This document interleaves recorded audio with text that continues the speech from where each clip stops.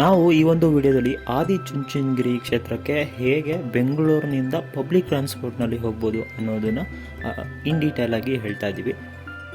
ನಿಮಗೆ ಆದಿಚುಂಚನಗಿರಿಗೆ ಹೋಗೋಕ್ಕೆ car bike ಬೇಕೇ ಬೇಕು ಅಂತ ಇಲ್ಲ, ಯಾಕಂದರೆ ಅಷ್ಟೊಂದು ಪಬ್ಲಿಕ್ ಟ್ರಾನ್ಸ್ಪೋರ್ಟ್ ಫೆಸಿಲಿಟಿ ಅಷ್ಟು ಚೆನ್ನಾಗಿದೆ. ಟ್ರೈನು ಇದೆ, ಹಾಗೆ ಬಸ್ಸಸ್ ಫೆಸಿಲಿಟಿ ಕೂಡ ಇನ್ನೂ ತುಂಬ ಚೆನ್ನಾಗಿದೆ.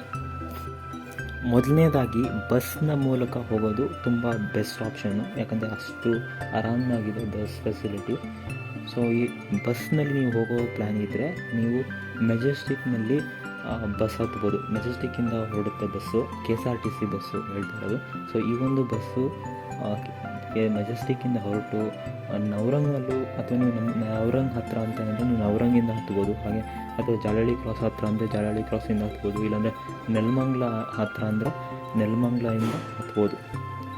ಸೊ ಈ ಒಂದು ಬಸ್ಸು ಈ ಧರ್ಮಸ್ಥಳ ಗಾಡಿ ಮತ್ತು ಯಾವ್ಯಾವುದು ಗಾಡಿಗಳು ಬಸ್ಗಳು ಧರ್ಮಸ್ಥಳಕ್ಕೆ ಹೋಗುತ್ತೆ, ಹಾಗೂ ಚಿಕ್ಕಮಂಗ್ಳೂರಿಗೆ, ಹಾಸನ ಈ ರೀತಿ ಹೋಗುತ್ತಲ್ಲ. ಸೊ ಈ ಬಸ್ಗಳು ಈ ರೂಟ್ ಮೇಲೆ ಹೋಗುತ್ತೆ. ಸೊ ನೀವು ಹತ್ತೋಕ್ಕೂ ಮುಂಚೆ ಒಂದ್ಸಲಿ ಕೇಳಬೇಕು, ಬೆಳ್ಳೂರು ಕ್ರಾಸ್ಗೆ ಹೋಗ್ತೀರಾ ಅಂತ ಕೇಳಬೇಕು. ಯಾಕಂದರೆ ಕೆಲವೊಂದು ನಾನ್ ಸ್ಟಾಪ್ ಗಾಡಿಗಳಿರುತ್ತೆ, ನಿಲ್ಲಿಸೋದಿಲ್ಲ. ಸೊ ಅಲ್ಲಿ ಸ್ಟಾಪ್ ಕೊಡದೇ ಇರ್ಬೋದು. ಸೊ ನೀವು ಬೆಂಗಳೂರಿನಿಂದ ಹೊರಟವರು ಯಾವ್ಯಾವ ಸ್ಟಾಪ್ ನಿಮ್ಗೆ ಯಾವುದು ಹತ್ತಿರನೋ ಅಲ್ಲಿಂದ ಹತ್ತಿ ನೀವು ಬೆಳ್ಳೂರು ಕ್ರಾಸ್ ಅನ್ನೋವಂಥ ಸ್ಟಾಪ್ನಲ್ಲಿ ಇಳಿಬೇಕು. ಸೊ ಆದಿಚುಂಚನಗಿರಿ ಹೋಗೋಕ್ಕೆ ಬೆಳ್ಳೂರು ಕ್ರಾಸ್ನಲ್ಲಿ ಇಳಿಬೇಕು. ಬೆಳ್ಳೂರು ಕ್ರಾಸ್ ಅಂತ ಹೇಳಿದ್ರೆ ಅವರು ಟಿಕೆಟ್ ಕೊಡ್ತಾರೆ. ಸೊ ಬೆಳ್ಳೂರು ಕ್ರಾಸ್ನಲ್ಲಿ ಇಳಿಬೇಕು ನೀವು. ಸೊ ಬೆಳ್ಳೂರು ಕ್ರಾಸ್ನಿಂದ ನೀವು ಅಲ್ಲಿ ಒಂದು ಸ್ಟಾಪ್ ಹೆಸರು ನೆನಪಿಟ್ಕೊಳ್ಳಿ. ಬೆಳ್ಳೂರು ಕ್ರಾಸಿಂದ ಇಳಿದವರು ನೀವು ಅಲ್ಲಿ ಆದಿಚುಂಚನಗಿರಿಗೆ ಹೋಗೋಕ್ಕೆ ಇನ್ನೊಂದು ಬಸ್ ಹತ್ತಬೇಕು. ಎರಡೆರಡು ಬಸ್ ಹತ್ತಬೇಕಲ್ಲಪ್ಪ, ತುಂಬ ರಿಸ್ಕ್ ಇದೆ ಅಂತ ಏನೋ ಅಂದ್ಕೊಳೋಂಗಿಲ್ಲ, ಯಾಕಂದರೆ ಸ್ಮಾಲ್ ಡಿಸ್ಟೆನ್ಸ್ಗೆ ಹೋಗೋದು ಗೊತ್ತೇ ಆಗೋದಿಲ್ಲ. ಸೊ ಬೆಳ್ಳೂರು ಕ್ರಾಸಿಂದ ಆದಿಚುಂಚನಗಿರಿಗೆ ಬಸ್ಸು ಅಥವಾ ಆಟೋಗಳು, ಶೇರ್ ಆಟೋ ಇರುತ್ತೆ, 30 ರೂಪಾಯಿ ತಗೊತಾರೆ. ಸೊ ಅವರು ದೇವಸ್ಥಾನದ ಮುಂದೆನೇ ಬಿಡ್ತಾರೆ. ಸೊ ಬಸ್ ಆಗಿರ್ಬೋದು ಅಥವಾ ಆಟೋದವರಾಗಿರ್ಬೋದು. BG ನಗರ್ ರೈಲ್ವೆ ಸ್ಟೇಷನ್, ಇದು ನೀವೇನಾದರೂ ಟ್ರೈನ್ ಮೂಲಕ ಹೋಗಬೇಕು ಅಂತಂದರೆ ಈ ಒಂದು ರೈಲ್ವೆ ಸ್ಟೇಷನಲ್ಲಿ ಇಳಿದು ಇಲ್ಲಿಂದ ನೀವು ಆಟೋ ಮೂಲಕ ದೇವಸ್ಥಾನಕ್ಕೆ ಹೋಗಬೇಕಾಗುತ್ತೆ. ಬಸ್ ಫೆಸಿಲಿಟಿ ಚೆನ್ನಾಗಿರೋದ್ರಿಂದ ಟ್ರೈನಲ್ಲೇ ಹೋಗಬೇಕು ಅಂತೇನಿಲ್ಲ, ಆರಾಮಾಗಿ ಬಸ್ಸಲ್ಲಿ ಕೂಡ ಆರಾಮಾಗಿ ಬರ್ಬೋದು. ಒಂದು ಸೀಟ್ ಸಿಗಬೇಕು ಬಸ್ನಲ್ಲಿ ಅಂತಂದರೆ ಫಸ್ಟು ಬಸ್ ಸ್ಟಾರ್ಟ್ ಆಗುತ್ತಲ್ಲ ಮೆಜೆಸ್ಟಿಕ್ಕಿಂದ, ಅಲ್ಲಿಂದನೇ ಹತ್ತಿದ್ರೆ ಆರಾಮಾಗಿ ಸೀಟ್ ಸಿಗುತ್ತೆ. ನೀವು ದೇವಸ್ಥಾನಕ್ಕೆ ರೀಚ್ ಆದಮೇಲೆ ದೇವ್ರ ದರ್ಶನ ಮಾಡ್ತೀರಾ, ಸ್ವಲ್ಪ ಮೆಟ್ಲುಗಳನ್ನ ಹತ್ತುತ್ತೀರಾ. ಸೊ ಹತ್ಬಿಟ್ಟು ಅಲ್ಲೇ ದೇವಸ್ಥಾನ ಇರೋದು, ನೀವು ದೇವ್ರ ದರ್ಶನ ಮಾಡ್ತೀರಾ. ಸೊ ದೇವ್ರ ದರ್ಶನ ಮಾಡಾದ್ಮೇಲೆ ಅಲ್ಲೇ ಮಠದಲ್ಲೇ ಊಟದ ವ್ಯವಸ್ಥೆ ಕೂಡ ಇದೆ. ಸೊ ನೀವು ಊಟ ಕೂಡ ಮಾಡ್ಕೊಬೋದು.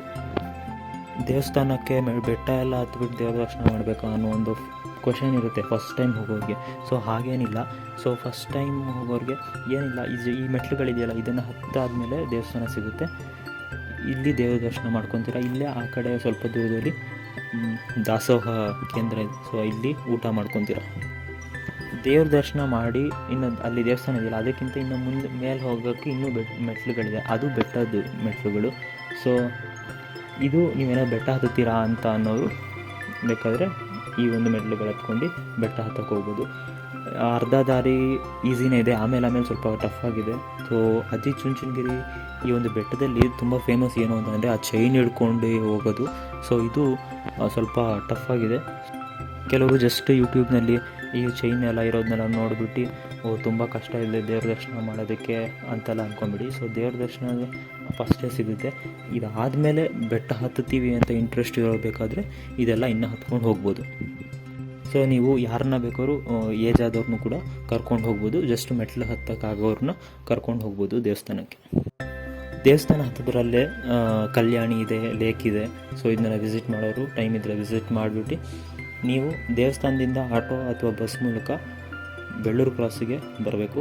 ಸೊ ಬೆಳ್ಳೂರು ಕ್ರಾಸಿಂದ ನೀವು ಬೆಂಗಳೂರು ಬಸ್ ಬರುತ್ತೆ, ಅಲ್ಲಿಂದ ಬೆಳ್ಳೂರು ಕ್ರಾಸಿಂದ ಬೆಂಗಳೂರು ಬಸ್ ಬರುತ್ತೆ, ಅದನ್ನು ನೀವು ಹತ್ತದೆ ವಾಪಸ್ ಬೆಂಗಳೂರಿಗೆ ಬರ್ತೀರ. ಇದಿಷ್ಟು ಆದಿಚುಂಚನಗಿರಿ ಕ್ಷೇತ್ರಕ್ಕೆ ಹೋಗೋಕ್ಕೆ ಮತ್ತು ಕೆಲವೊಂದು ಇಂಪಾರ್ಟೆಂಟ್ ದೇವಸ್ಥಾನದ ರಿಲೇಟೆಡ್ ಇಂಪಾರ್ಟೆಂಟ್ ಡೀಟೇಲ್ಸು. ಸೊ ಈ ವಿಡಿಯೋ ನಿಮ್ಗೆ ಇಷ್ಟ ಆಗಿದೆ, ದಯವಿಟ್ಟು ಸಬ್ಸ್ಕ್ರೈಬ್.